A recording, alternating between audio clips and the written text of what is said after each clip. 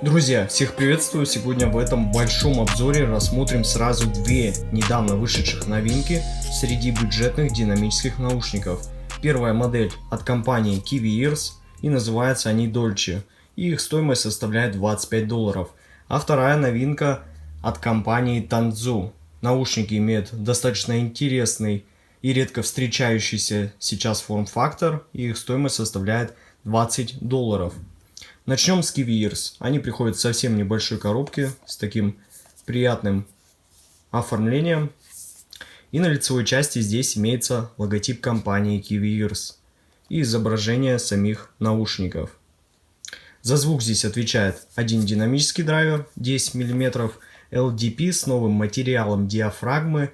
И я могу сказать сразу, что он меня очень удивил. Но чувствительность наушников составляет 102 дБ, и они получили 16 Ом импеданс. Теперь давайте распакуем их. И первым делом здесь нас встречает такая белая коробочка, в которой находится карточка с датой производства моих наушников. И, собственно, сами наушники расположены здесь. Вот так они выглядят.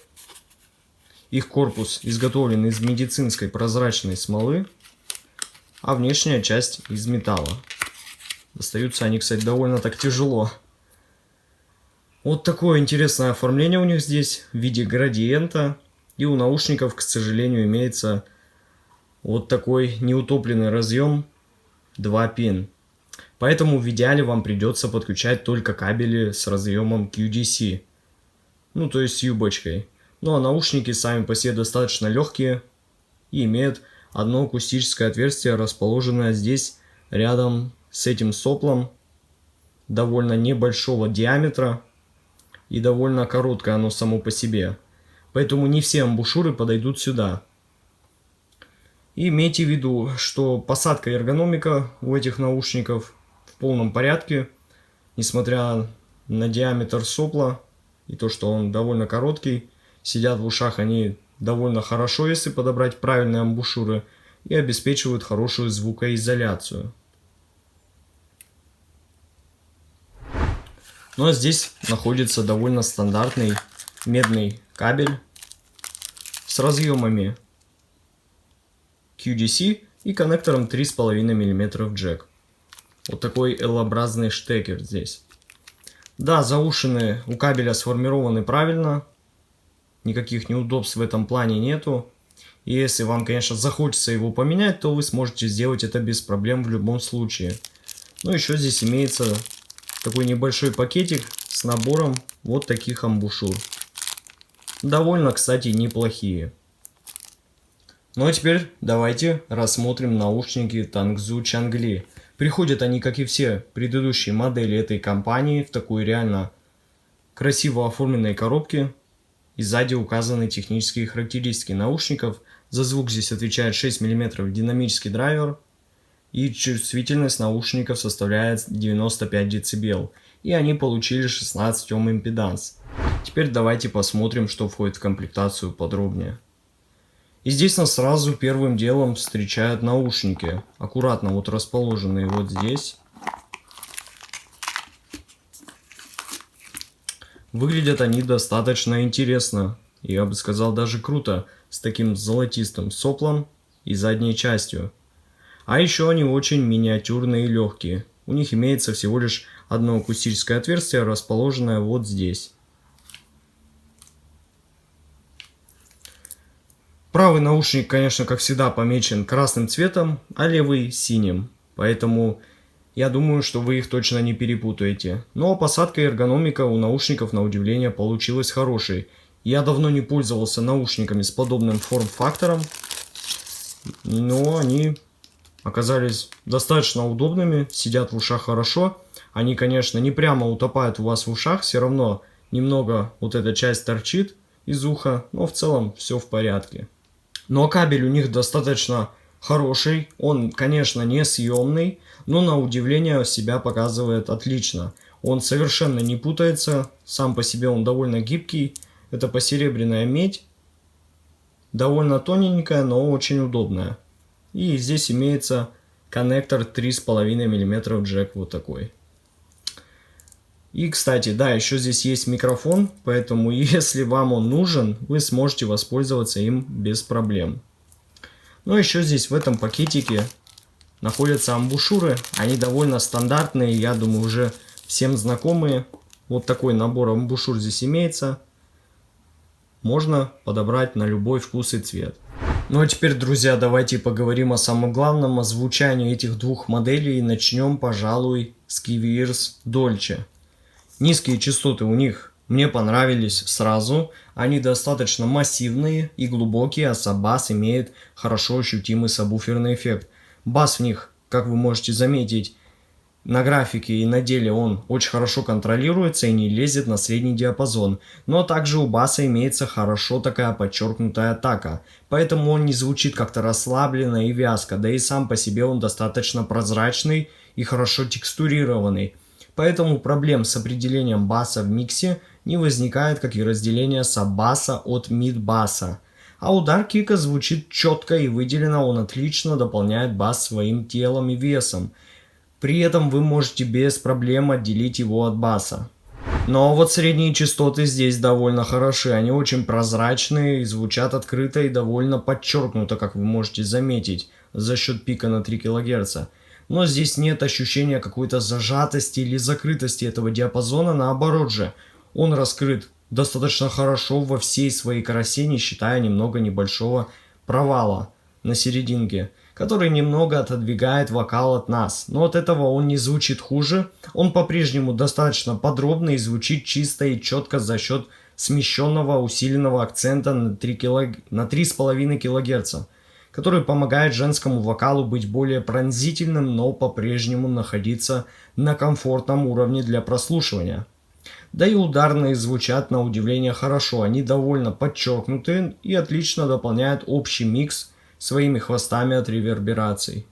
Ну а теперь поговорим о высоких частотах в этих наушниках. Они буквально играют до 20 кГц, как вы можете заметить, это и на графике, и оно так на деле и чувствуется.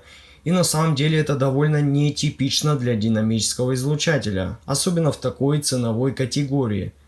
Мне даже изначально показалось, что здесь используется дополнительный арматурный излучатель, но нет, здесь стоит всего лишь один динамический излучатель с новой технологией диафрагмы.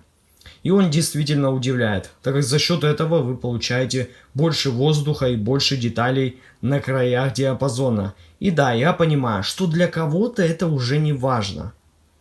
Но лично я всегда обращаю на это внимание, так как мне важно, чтобы информация, находящаяся выше 15 кГц, была раскрыта наушниками. И в целом в этом диапазоне я могу сказать, что здесь все в порядке с детальностью. Да, тарелочки заметно так подчеркнуты и выдвинуты вперед вместе с различными перкуссиями, но все находится в рамках нормы. То есть они не выпиливают вам мозг, а наоборот, плавно дополняют общую музыкальную картину своей четкостью и характерным техничным почерком. Поэтому каких-то ограничений по жанрам эти наушники не имеют. Они хорошо справляются с чем-то тяжелым и быстрым, и при этом хорошо отыгрывают какие-то спокойные акустические и классические музыкальные произведения. А звуковая сцена и визуализация в наушниках KV-Ears Dolce получилась не самой такой широкой, но очень комфортной. То есть наушники создают буквально такое небольшое помещение у вас в голове. И при этом они не сливают все образы инструментов и ударных в один непонятный фрагмент. А наоборот же, стараются рисовать все достаточно раздельно и читаемо. Ну а теперь поговорим о звучании Tangzhou Changli. Начнем с низких частот, которые достаточно массивные и плотные, как для наушников, особенно такого форм-фактора. Здесь у них имеется ощутимый подъем на саббасе с очень плавным таким гладким заходом на средний диапазон. Мид-бас же здесь довольно хорош, у него неплохой удар, но у баса не самая быстрая скорость и текстура. И он больше ощущается как довольно сглаженный и очень теплый. Хотелось бы более такую прозрачную текстурную проработку, вот как KV-Ears Dolce, получить лично мне. Но средние частоты в этих наушниках достаточно комфортные, они очень гладкие, тонально, опять же, очень теплые. А вокал совсем слегка выдвинут вперед. И звучит неплохо, но немного темновато. Хотелось бы получить больше открытости и воздуха в этом диапазоне. Но ударные барабаны звучат очень нейтрально, и у них неплохо подчеркнуты транзиенты. Хоть это и не самые скоростные и техничные наушники, но в целом подача этого диапазона довольно приятная и знакомая уже мне.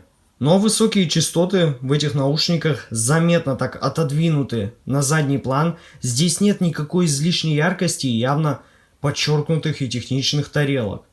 Да, и перкуссии менее акцентированы.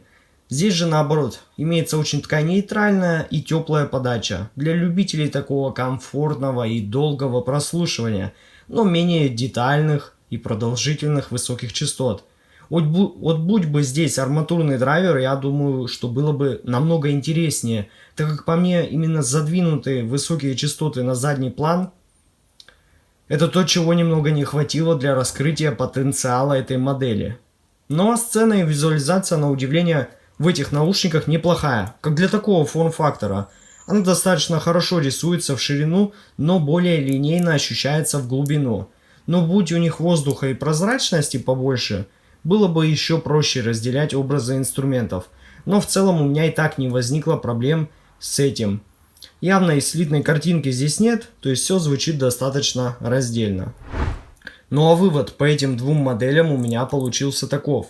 Kiwi с Dolce получились достаточно техничными и прозрачными по своему звучанию наушниками, с хорошим атакующим басом и приятной серединкой, и очень детальными и продолжительными высокими частотами, дарящими реально хорошие запоминающиеся эмоции.